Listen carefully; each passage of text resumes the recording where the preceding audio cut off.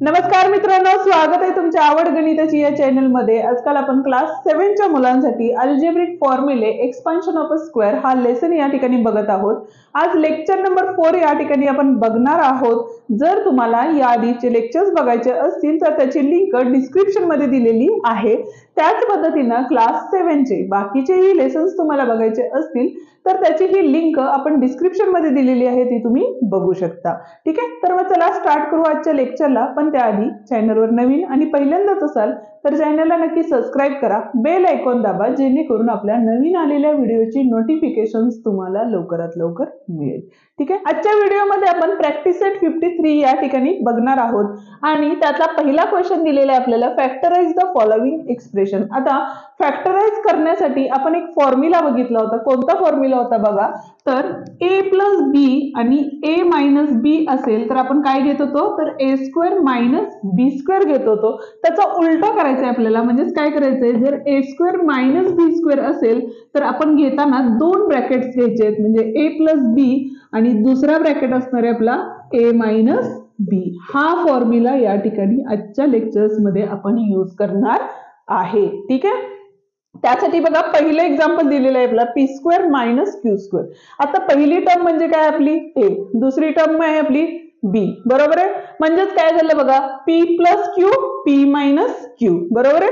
म्हणजेच या ठिकाणी काय येणार आपले p प्लस क्यू आणि दुसरा आले p मायनस क्यू, आणि ह्याच आन्सरला आपण फॅक्टरायझेशन असंही म्हणतो। ठीक आहे, आता नेक्स्ट क्वेश्चन जर ऑब्झर्व केला तर या ठिकाणी नंबर्स मध्ये दिलेले आहेत आणि नंबर ज्यावेळेला देतात त्यावेळेला त्या नंबरचा स्क्वेअर करून आपल्याला त्या ठिकाणी घ्यायचंय, जेणेकरून आपल्याला सोडवायला इझी जातं। म्हणजेच बघा 4 हा कशाचा स्क्वेअर असतो, तर 2 चा। हा काय आहे x, म्हणजे 2x स्क्वेअर झाला पहिली टर्म, बरोबर आहे। 25 हा कशाचा स्क्वेअर आहे, तर 5 चा आहे, त्यामुळे इथं 5 आले आणि हे y ब्रॅकेट स्क्वेअर। म्हणजे परत एकदा बघा, ही a टर्म आली, ही b टर्म आली, म्हणजे हा फॉर्म्युलाला a square minus B square असेल तर a plus b a minus b, म्हणून या ठिकाणी काय असणार आहे 2x प्लस 5y आणि दुसऱ्या ह्याच्यात येणार आहे 2x मायनस 5y। ओके, म्हणजे 2x म्हणजे a आणि 5y म्हणजे b, हे झाले याचे फॅक्टरायझेशन। ठीक आहे, थर्ड मध्ये सिंपल आहे,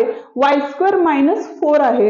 आता पहिली टर्म तर काय राहील, तसेच राहील। आता इथं 4 आहे, 4 कशाचा स्क्वेअर आहे, तर 2 चा स्क्वेअर आहे। बघा a square minus B square आला, म्हणजेच a plus b a minus b, म्हणून y प्लस 2 आणि y मायनस 2 हे काय असणार आहे, याचे आन्सर असणार आहे। ठीक आहे, आता पुढं इथं बघा पी स्क्वेअर मायनस 1/25। 25 हा कशाचा स्क्वेअर आहे का, तर आहे कशाचा, 5 चा। म्हणून या ठिकाणी काय करणार आपण, तर पी स्क्वेअर मायनस 1/5 चा स्क्वेअर, कारण डिनॉमिनेटर मध्ये 25 असल्यामुळे डिनॉमिनेटर मध्ये 5 घेतली, म्हणजेच काय आले बघा p प्लस 1/5 आणि p मायनस 1/5। ओके, आता फिफ्थ वन मध्ये बघा 9 हा कशाचा स्क्वेअर आहे, तर 3 चा स्क्वेअर आहे। म्हणून या ठिकाणी आपण काय करू शकतो, 3x ब्रॅकेट स्क्वेअर मायनस 1/16, म्हणजेच काय आले 1/4 आणि 1 चे म्हणजे मल्टिप्लाय केलं तर हा काय आला y/4 ब्रॅकेट स्क्वेअर। ठीक आहे, परत एकदा a square minus B square आलं, म्हणजेच या ठिकाणी काय असणार आहे आपलं, तर 3x प्लस y/4 आणि दुसरा ब्रॅकेट असणार आहे 3x मायनस y/4।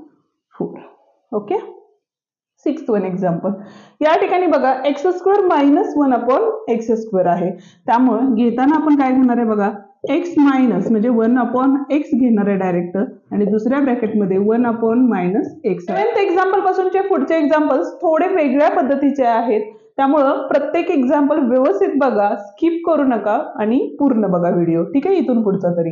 आता या ठिकाणी बघा a square B minus A B दिलेलं आहे।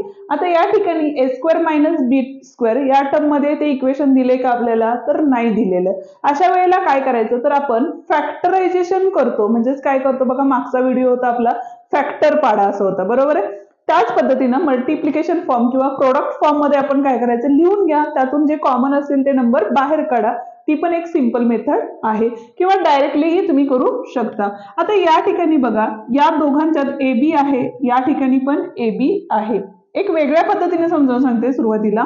तर या ठिकाणी बघा डायरेक्ट दोन मेथड करूया आपण या ठिकाणी. इथं ए स्क्वेअर म्हणजे काय आले, ए इंटू बी आले मायनस ए इंटू बी आले, बरोबर आहे.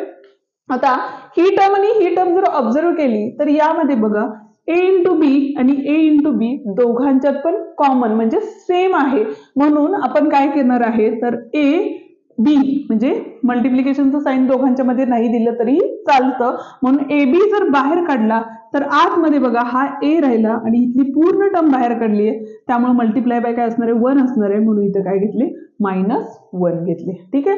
त्याच पद्धतीनं इथं बघा काय होतं आपलं ए स्क्वेअर बी मायनस ए बी होतं, तर आपल्याला डायरेक्टली हे समजतं इथं ए बी आहे इथं ए बी आहे, त्यामुळे ए बी बाहेर काढलं तर आतमध्ये इथं स्क्वेअर होता, त्यामुळे एक ए आतमध्ये राहिलेलं, ही ऑर ची मेथड आहे. एक ए आत राहिला आणि ही होल टर्म बाहेर आलेली आहे, त्यामुळे काय राहिले इथं -1 राहिलेले. ठीक आहे. 8th वन एक्झाम्पल बघा. या ठिकाणी जर ऑब्झर्वेशन केलं तर इथं बघा 4x² y आहे, y ला स्क्वेअर आहे का नाही. त्याच पद्धतीनं 6 हा कशाचा स्क्वेअर आहे का तर नाही, आणि इथं आहे आपले x². तर आपण एक काम करू शकतो, आधी थोड्याशा सिंपल ट्रिक्सनी आपण या ठिकाणी जाऊया. म्हणजेच या ठिकाणी 4 म्हणजेच काय आले बघा 2 इंटू 2 आले, बरोबर आहे. x² म्हणजे x इंटू x आला आणि हा काय आहे आपला y आहे, बरोबर आहे. मायनस 6 म्हणजेच काय असतं इथं 2 इंटू 3, 2 3 जा 6 असतं आणि हे x² म्हणजे x इंटू x आले, बरोबर आहे. म्हणजेच बघा आता या ठिकाणी इथं पण 2 होते इथं पण 2 आहेत, त्यामुळे यातला एक 2 बाहेर आला. त्याच पद्धतीनं अजून इथं 2 आहे इथं 3 आहे, त्यामुळे ते बाहेर येणार नाहीये. x आहे त्यामुळे x² ह्या दोन्ही टर्म मिळून काय होतं x² होतं, ते बाहेर काढलं आपण तर ब्रॅकेटच्या आतमध्ये बघा 2y इथं राहिले 2y. ठीक आहे. मायनस इथं काय राहिले आपले हे x ऑलरेडी बाहेर गेले त्यामुळे 3 राहिले, म्हणून इथं आले 3. म्हणजे हे काय असणार आहे आपल्या ह्याचं करेक्ट फॅक्टरायझेशन असणार आहे. ओके. तर या ठिकाणी बघा 2 पण कशाचा स्क्वेअर नाहीये, 8 पण कशाचा स्क्वेअर नाहीये, त्यामुळे 2 आपण काय घेतला आउटसाइडला म्हणजे बाहेर काढला, तर आतमध्ये काय राहिले आपले x² मायनस 2 कितीचा 8 असतं तर 4 चा, कारण ह्यातले काय केले आपण 2 बाहेर काढलेले आहेत आणि इथं आले y². किंवा इथं अजून एक मेथड, ह्याच्यावरची स्टेप्स इथे करूया आपण. 2 इंटू x आले मायनस 2 इंटू 2 इंटू 2, 2 2 जा 4, 4 2 जा 8 इंटू y. इथं बघा हे 2 हे 2, त्यामुळे एक 2 बाहेर आला, हा x² इथंच राहिला, 2 2 जा 4 झाले आणि हे y² झाले. ठीक आहे. म्हणजे 2 into bracket x² minus 2y² आले, म्हणून 2 into bracket x minus 2y आणि x प्लस 2y. ठीक आहे. हे होतं आपलं शेवटचं एक्झाम्पल.